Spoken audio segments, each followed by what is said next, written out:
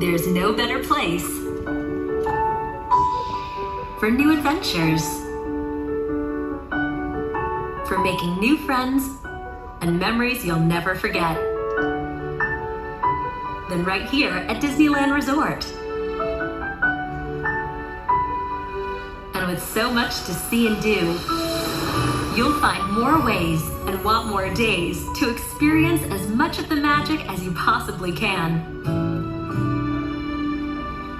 So where's the best place to start? Disney California Adventure Park, of course. Here, you'll discover themed lands filled with dozens of favorite attractions, including exciting new additions like Guardians of the Galaxy, Mission Breakout. Plus, you'll be treated to some of the most spectacular, world-class entertainment you've ever seen, both day and night. When you're ready, more amazing lands are waiting to be explored in the one and only Disneyland Park. Feel the magic in the air as your imagination soars on adventures to other worlds. Bring storybook tales to life before your eyes and ignites your spirit of wonder with one unforgettable experience after another. But don't forget, there's even more fun just steps away in the high-energy downtown Disney District. Shop, dine, and be entertained, all in true Disney style, right here in the heart of the Disneyland Resort. And if you really want to make the most of your visit, stay in the middle of the magic at one of the uniquely themed Disneyland Resort hotels. Thanks to legendary Disney service and magical touches everywhere you go, you'll feel positively pixie dusted your entire stay.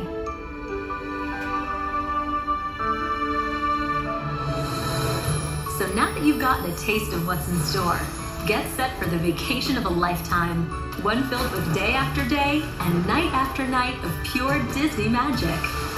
No wonder there's no better place to be than at the happiest place on Earth.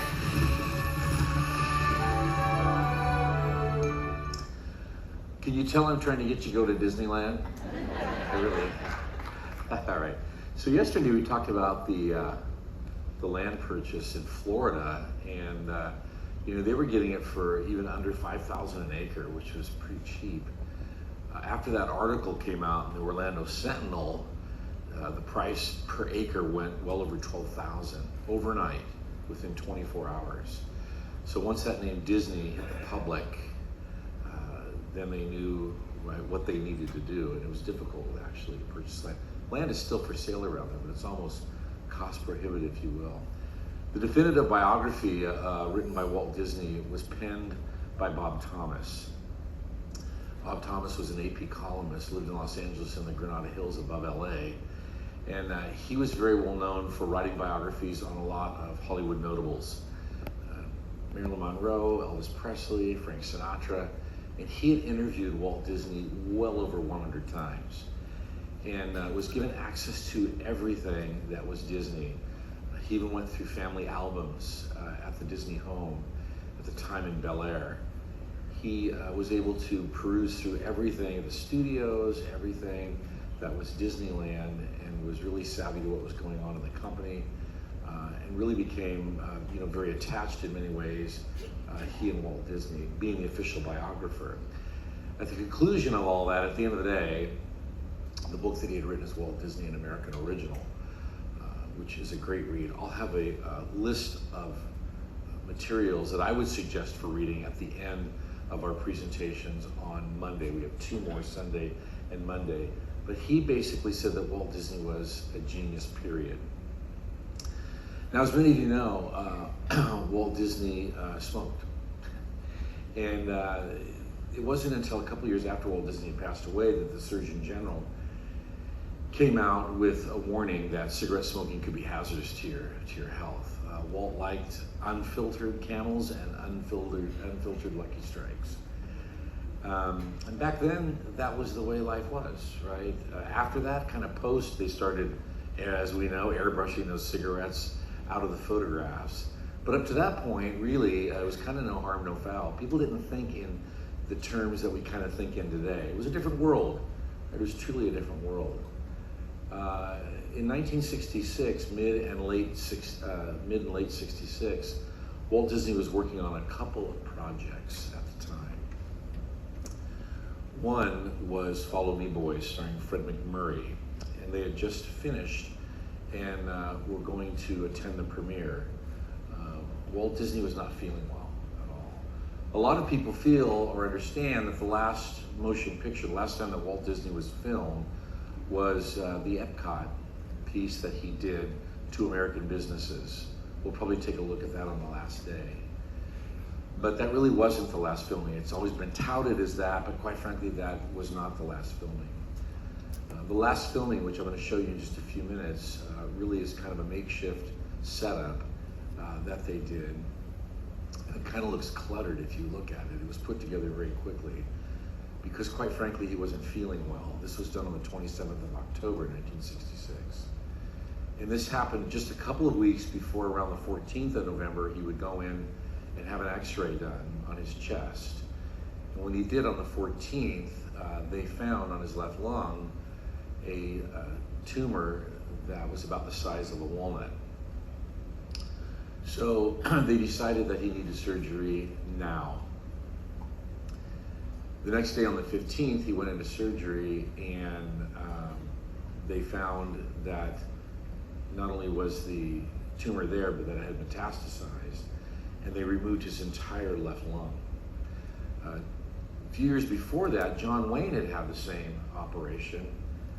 They were friends, and John Wayne had sent him a telegram the next day, and it simply read, "See you at the top, John Wayne."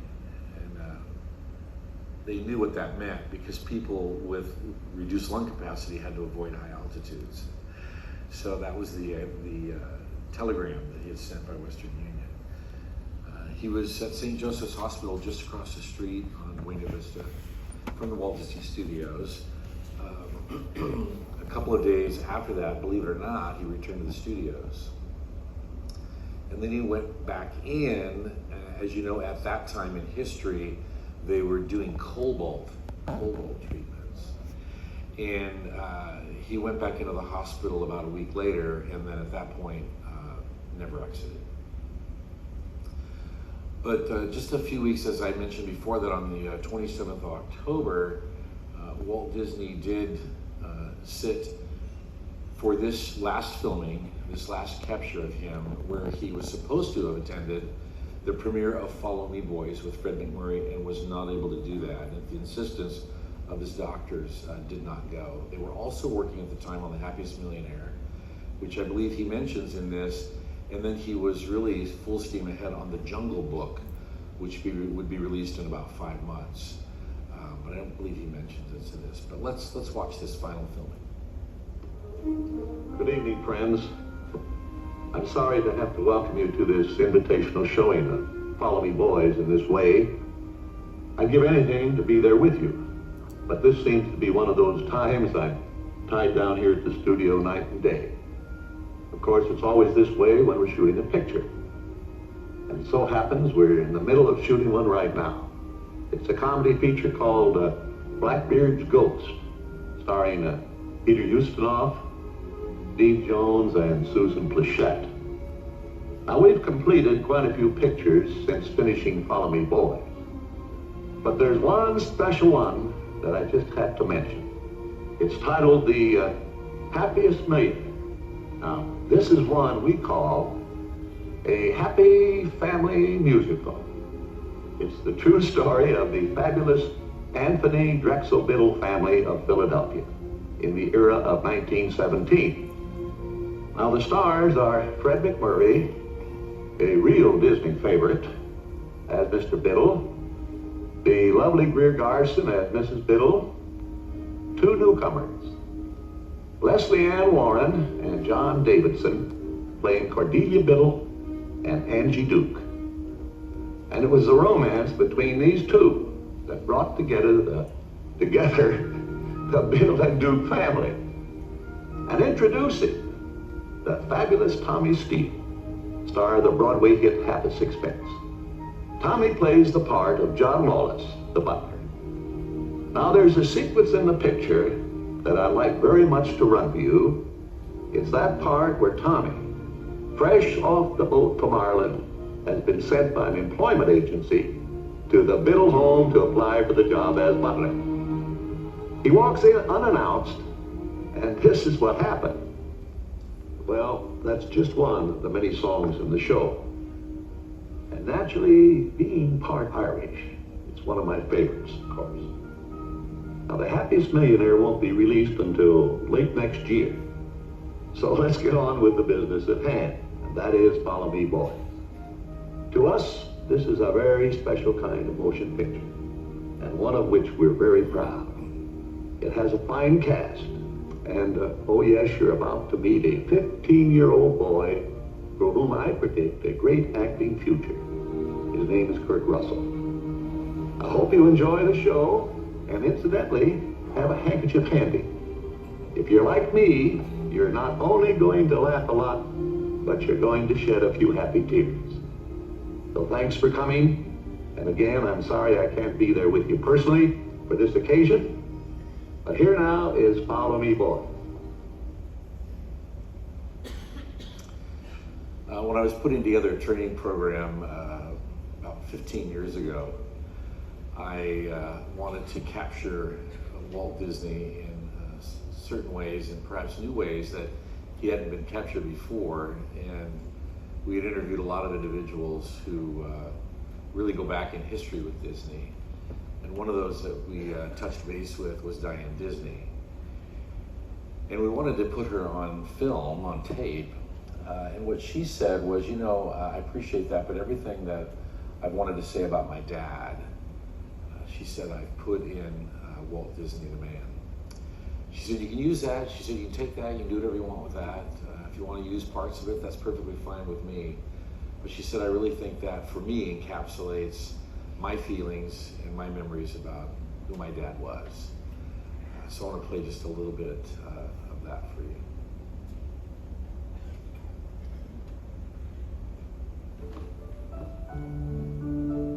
Walt was now 62 years of age and the winner of an unprecedented 31 Academy Awards, including the prestigious Irving Thalberg Award. But he gave no signs of thinking about retirement. As Walt reflected on his life, he was satisfied with what he'd accomplished. Well, my greatest reward, I think, is that I've been able to build this wonderful organization. I've been able to enjoy good health. And the way I feel today, I feel like I can still go on being a part of this thing after 40 some odd years in the business. And also to have the public appreciate and accept what I've done all these years. That is a great reward. Well, people often say to me, and I'm sure they said to Walt, are you an optimist? I said, no, I'm not an optimist. I'm an optimal behaviorist, which means behaving at the top of your energy. And that was Walt Disney. He behaved every day to the top of his energy. And that makes a feeling of optimism.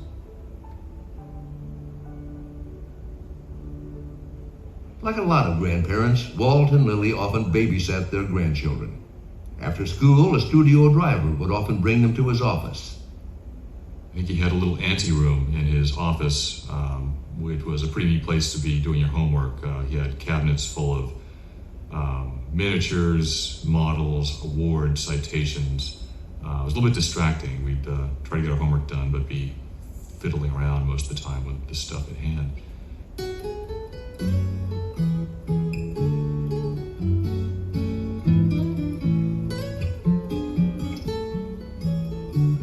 Right before Christmas, Chris got a little red car, and that was out at the studio.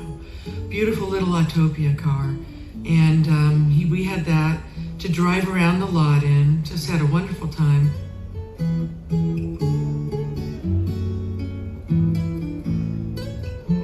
It was just an atmosphere of love and laughter. There was nothing that we couldn't do there. I felt that the whole house was always open to us. There was, no doors shut. Occasionally, we'd spend the night down in Disneyland, in the apartment above the firehouse there. And that was fairly unique experience. It was basically like waking up in the morning and having your dream continue. We spent a lot of time in that little apartment. I can remember sitting there, he doing the things he needed to be doing, whether it was reading or just sitting out on the patio. Walt was thinking of the world his grandchildren would grow up in. What if all that Wed had learned about people and space and transportation could be put to good use? Not only for a theme park, but a community, a real city as well. He wanted to try going beyond the park experience.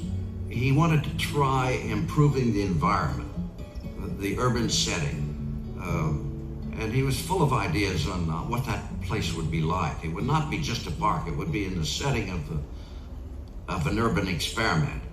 Epcot will take its cue from the new ideas and new technologies that are now emerging from the creative centers of American industry. It will be a community of tomorrow that will never be completed, but will always be introducing and testing and demonstrating new materials and new systems. Walt's design for Epcot, the experimental prototype community of tomorrow, called for a central hotel and administrative complex surrounded by a large suburban area. Early sketches give some idea of what the area would look like. That was the idea. This would be the genesis place of where truly, we as a big world civilization could actually make a really nice place to go live. Florida came to the forefront very quickly for several reasons. One, it had a good tourist population, 17 million tourists. Two, it had good transportation. Three, a lot of land at a reasonable price. He really was the person that selected the location. And I can remember him saying to me, Dick, just think that'll be our green belt and nobody will ever be able to build on it. So that's what Epcot is, an experimental prototype community that will always be in a state of becoming. Another major project of this time was Cal Arts. Since the late 50s, Walt had been supporting the school. Now he envisioned combining Chouinard with the Los Angeles Conservatory of Music to create a school where the arts, music, art, film, dance, and theater would come together and inspire each other, something which Walt called cross-pollination.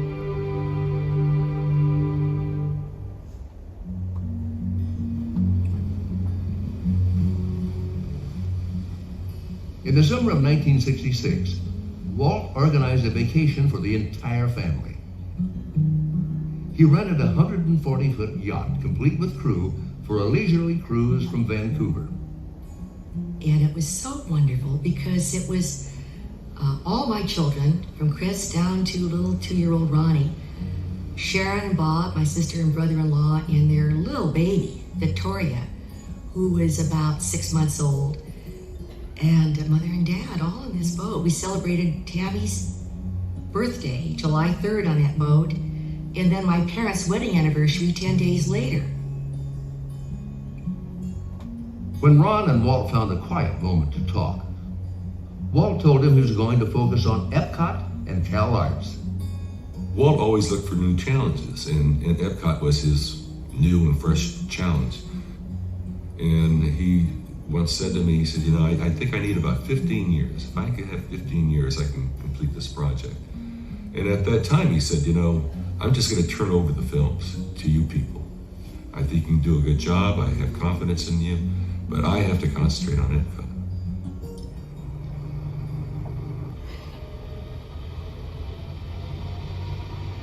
Wed was also busy designing a ski resort called Mineral King near Sequoia National Park. Walt's interest in such a resort was sparked by his role as the master in charge of pageantry during the 1960 Winter Olympics in Squaw Valley. In 1965, the U.S. Forest Service accepted Disney's bid for a 30-year lease on the property. And in September of 1966, Walt joined Governor Edmund G. Brown for a press conference on the project. We hope that we can develop it in such a way that the families can come up here and have access to this great, wonderful wilderness area. Journalists who attended the event were struck by Walt's appearance. Walt looked gaunt and drawn, but no one suspected there was something far more serious ahead. I was doing a storyboard, and the room was filled with my crew and so forth, and he got in a coughing jag, and his face turned red, and he kind of bent over, and I said, "For gosh sakes, Walt, why don't you give up smoking?" And he said, "Well, guy's got to have a few vices, don't he?" Something like that. He was going to have surgery on the back of his neck. That was set. They were going to fix this problem that the old polo injury was causing. And my mother came to my door one morning. She said, they took an x-ray of your father's lung and they found a lump the size of a walnut. Walt's doctors recommended that he immediately undergo surgery. Then we turned to him and said, "Are you worried about going to the hospital?" And Walt said, "You're damn right I am." And we thought he was going in because of his old polo injury, but that wasn't it. So we were all there sitting in the room, and the surgeon came in after the surgery, and he said, "Well, it was just as I suspected. The tumor had metastasized. I give him 6 months to 2 years." Of course, it was like dropping a bomb in that room. To me, the most poignant story of this whole last time is his last visit to the studio lot. Just looking at this place that he had built, these people that he brought along, done these amazing things, and knowing he had to leave it all behind. And then he stopped about 20 feet away, and he turned, and he said, "Goodbye, Mark." But he never said that to anybody before. Roy Disney explained to me that his last visit to Walt in the hospital, he said, "I knew I was going to lose my brother then." He said, because here he was talking, very excited about the Florida project. Walt saw the complete map, evidently, of the Florida project on the ceiling above his bed.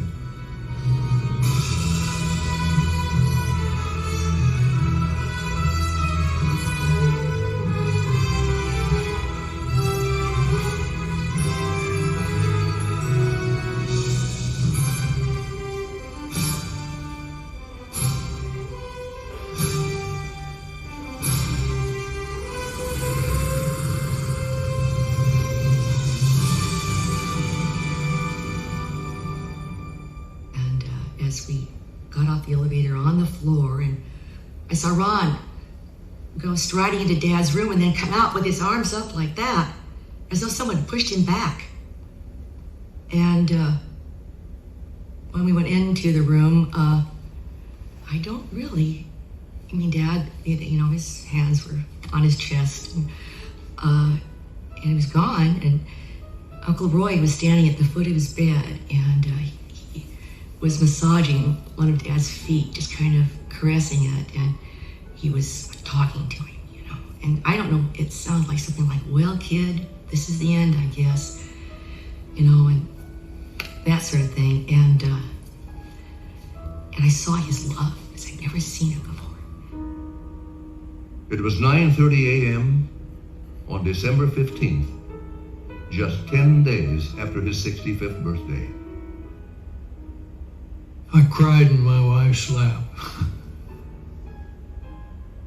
It put an end to a marvelous era. And I lay awake all night long. I couldn't sleep, trying to think what's going to happen next. They announced Walt's passing, and then they cut in Julie London's voice, and she sang the Mickey Mouse Club song. M-I-C-K-E-Y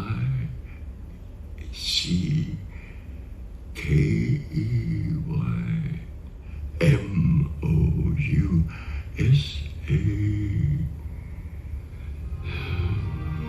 I had to pull off the road because my tears were blinding my ability to drive.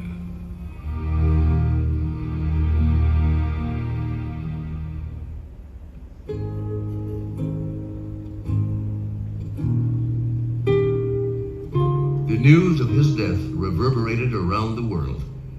Newspapers from New York to Paris reflected on his immense role in the shaping of 20th century entertainment. Just an ordinary man with the most extraordinary talent of making you feel that you were important, when in actual fact he was the one. This was a man that had one foot in the past because he loved the nostalgia and used it in many motion pictures and television shows to get through to the public, and one foot in the future because he loved the technology. You drop him in a glass of water, and like a Japanese flower, he expands in all directions. Huh? So it's the expansive Disney that's moved out in the world in so many different ways and has done nothing but good. I mean, here is a man who had scant education. You know, his parents were not exceptional people except in their character. He was not much of an artist, but somewhere came this amazing factor of knowing what drama and comedy was.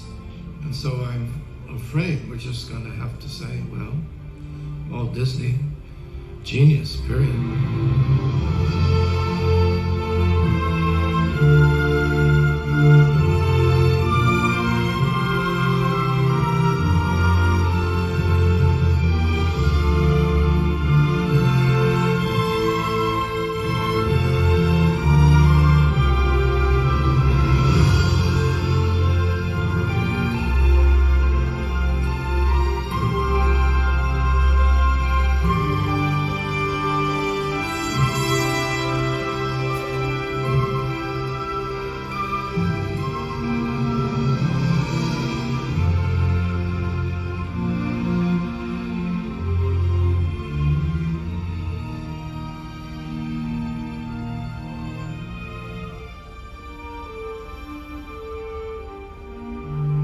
Art means a lot to me in that something will never be finished, something that I can keep developing, keep plussing and adding to.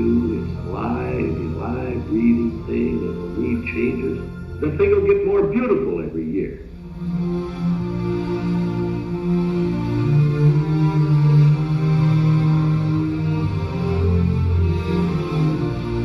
And we said, Walt, we got the idea for the ending. It's going to be great, and this is what it is. And so we sat down and described what it would be. And when we're through, he looked at us and said, yeah, that's a good ending of a Broadway show. That's a Broadway show song.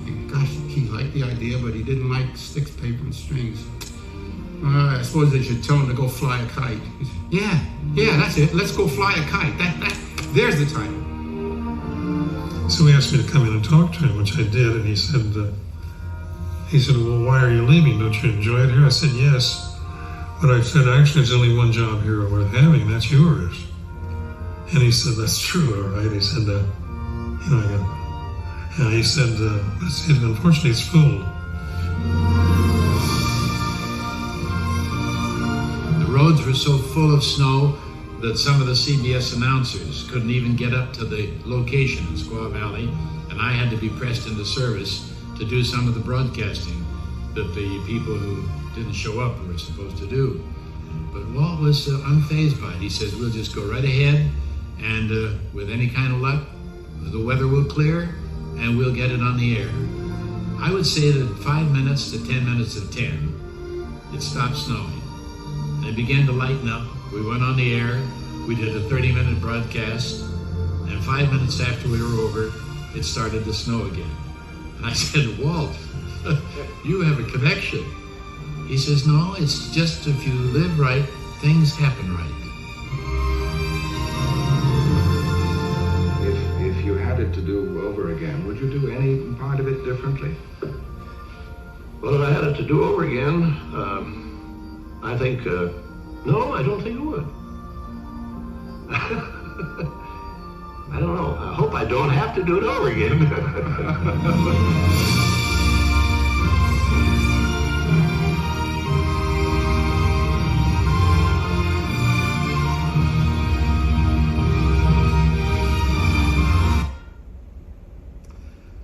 All right. On the evening of December 15th, the CBS Evening News commentator Eric Sebride said this in a commentary at the end of the broadcast. He said it would take more time than anybody has around the daily news shops to think of the right thing to say about Walt Disney. He was an original, not just an American original, which is where Bob got the title of his book, but an original period. He was a happy accident, one of the happiest this century has experienced. And judging by the way it's been behaving, in spite of Walt Disney tried to tell it about laughter, love, children, puppies, and sunrise, the century hardly deserves him. He probably did more to heal, or at least to soothe, troubled human spirits than all the psychiatrists in the world. There can't be many adults in the allegedly civilized parts of the globe who did not inhabit Disney's mind and imagination, at least for a few hours, and feel better for the visitation. It may be true, as somebody said, that while there is no highbrow in a lowbrow, there is some lowbrow in every highbrow. But Walt Disney seemed to know, what he seemed to know was that while there is very little grown-up in every child, there is a lot of child in every grown-up. To a child, this weary world is brand new, gift-wrapped. Disney tried to keep it that way for adults. By conventional wisdom, Mighty Mice, Flying Elephants, Snow White, Happy, Grumpy, Sneezy, Dopey, all these are fantasy, escapism from reality. It's a question of whether they're any less real, any more fantastic than intercontinental ballistic or intercontinental missiles, poisoned air, defoilated forest, or scrap iron on the moon. This is the age of fantasy, however you look at it. But Disney's fantasy wasn't lethal. People are saying we'll never see his likes again. I never had an opportunity to meet Walt Disney. But sometimes when I think about it, I think to myself, you know what? Maybe I did meet Walt Disney. And maybe I met Walt Disney in a way that all of you, or many of you, met Walt Disney. And that is through the magic of television. How many of you remember something like this?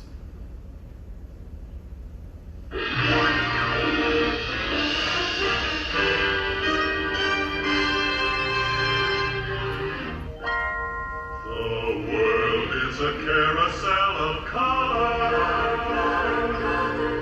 wonderful, wonderful color. Walt Disney presents The Wonderful World of Color. Anybody remember that? Absolutely.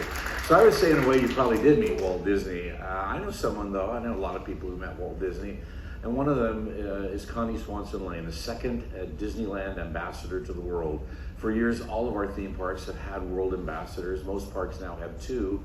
Back then, the first ambassador was brought on board at the 10th anniversary of Disneyland, and it was part of marketing. That was Julie Ream. Julie served for 10 months and then wanted to return to school, and Connie Swanson Lane was chosen as the second ambassador to the world. This is Connie today. This is Connie back meeting Walt Disney at his offices in Burbank.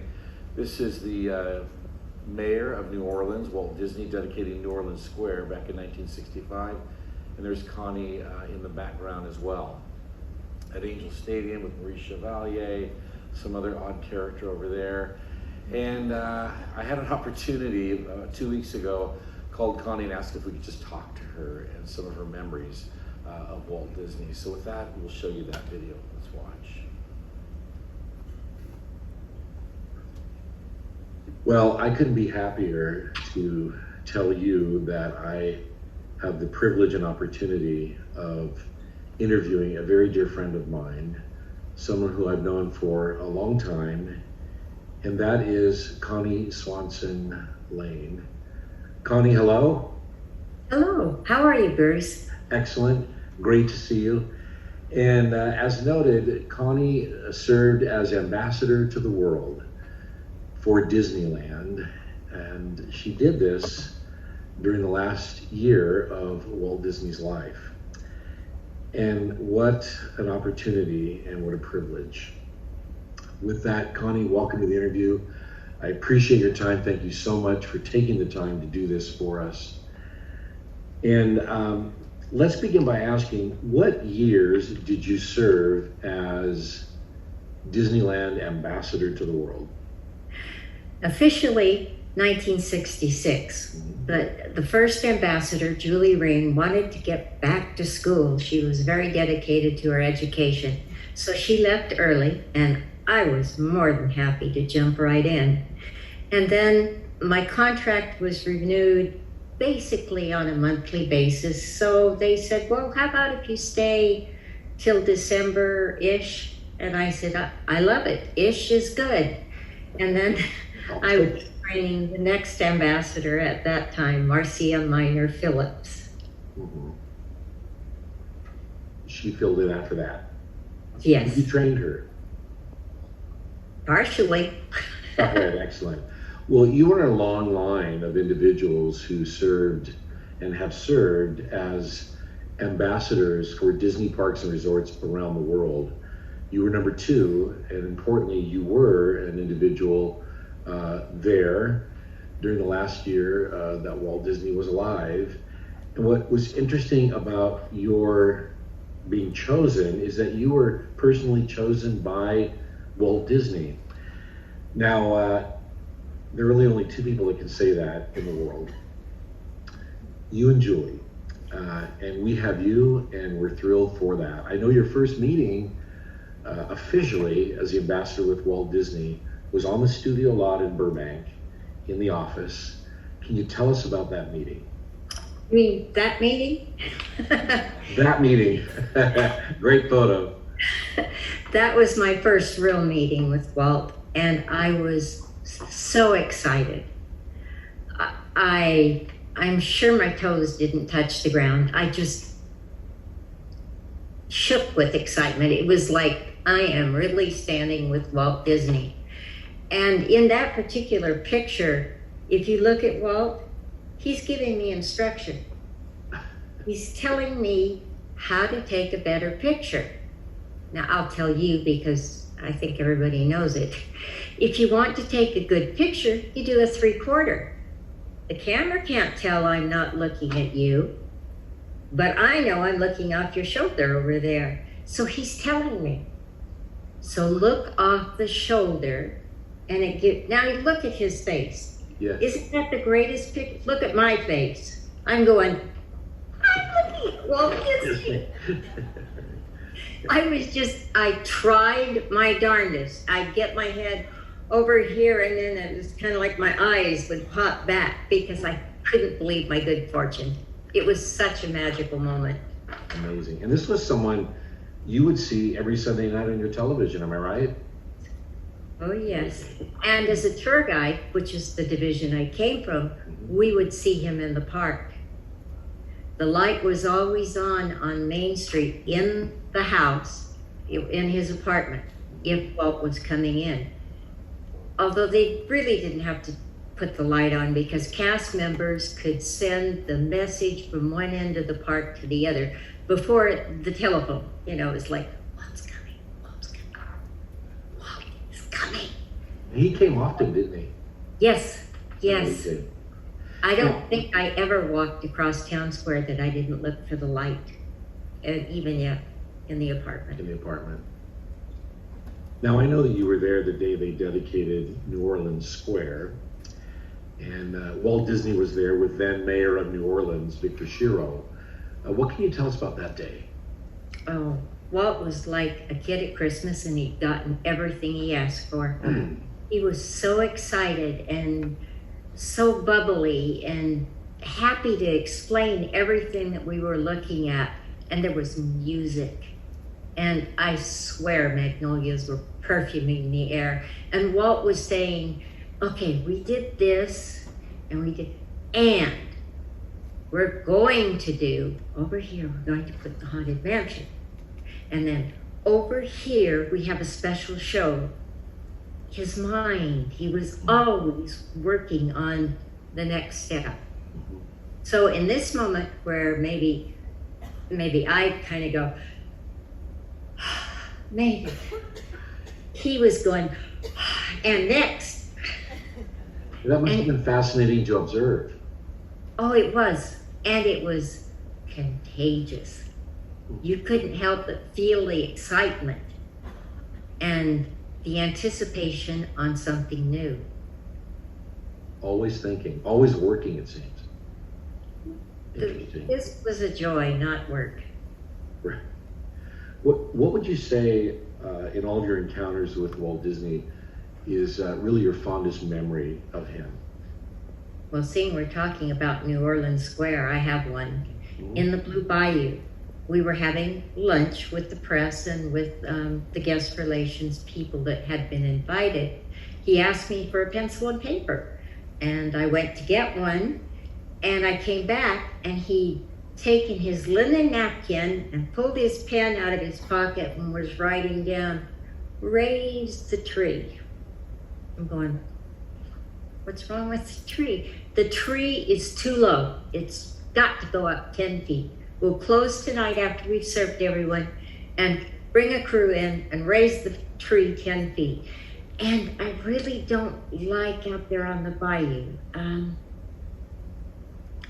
fireflies. We need fireflies and music. And it was like, I'm going, looks pretty good to me. Right, yeah, I don't get it. Right. And this is this beautiful kind of bayou setting inside of a building, but looks like you're in a moonlit, right, bayou night. And he's already thinking ways to improve it. Yes. Amazing. Very much so. He folded up the napkin and he tucked it in his coat pocket. And whenever I'd see him and I would see like that pocket was not as neat as it should, I knew there were dreams. There was magic. On some paper that he'd written down, I learned to carry pencil and paper after that. Plans for the future, right? More things coming, if you will. Yes. All right, well, Connie, I know you were Disneyland ambassador to the world on December 15, 1966, the day that Walt Disney passed away. What can you tell us you remember about that day and where you were? I was in the guest relations office, which was on the backside of City Hall, just kind of adjacent to the Jungle Cruise. You could hear the Jungle Cruise sound. And my boss had answered the phone, and then she turned and looked at us, and her face was white. And she said, "Guys, Walt Disney's passed away." And we went, what? You know, this can't be real. Walt has passed away. And I just ran out of the room. It was like telling me my dad had passed, or something as dramatic as that. It was and it was felt, cast members throughout the whole park felt it that day, very much so. Even the guests. So the impact was dramatic, I would assume. And the park remained open. Oh yes. Walt would never want it to be closed. And I stayed on. I worked because that's what Walt would have wanted. And I wanted to make it happen for people, for guests in the park.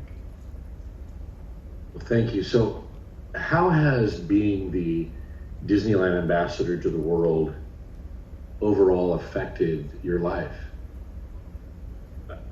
Dramatically. It opened worlds and vistas. It let me know how wonderful people are everywhere. You just have to be open to meeting them. It let me be comfortable being me. I hug people a lot, and that's okay. It changed my life. It changed my education route. Everything, but all for the better. Well, Connie, I've known you for some time, and every time I've talked to you, I've learned something. And every time we've had a conversation, it has been a delight. It's been informative, it's been entertaining, it's been historical, and every year you come to the park with the announcement of new ambassadors. It was always great to see you and give you a hug. I would sit behind you and your husband in church. There's just a long history there, and such a great blessing. You look absolutely phenomenal, and it's always such a treat. So thank you again, and I look forward to our next meeting and our next great conversation. Love you guys. Thank you. Thank you. Bless you. Bye-bye. Bye-bye. All right, so always fun to meet and talk with someone who actually knew Walt Disney. We're going to continue a little bit more of this tomorrow. So at the top of the hour tomorrow, we will finish this segment. And then we're going to talk about some things that were invented at the theme parks that you may or may not have knowledge of. And then we're going to talk about some stuff that they did in the parks that just fell flat on their face.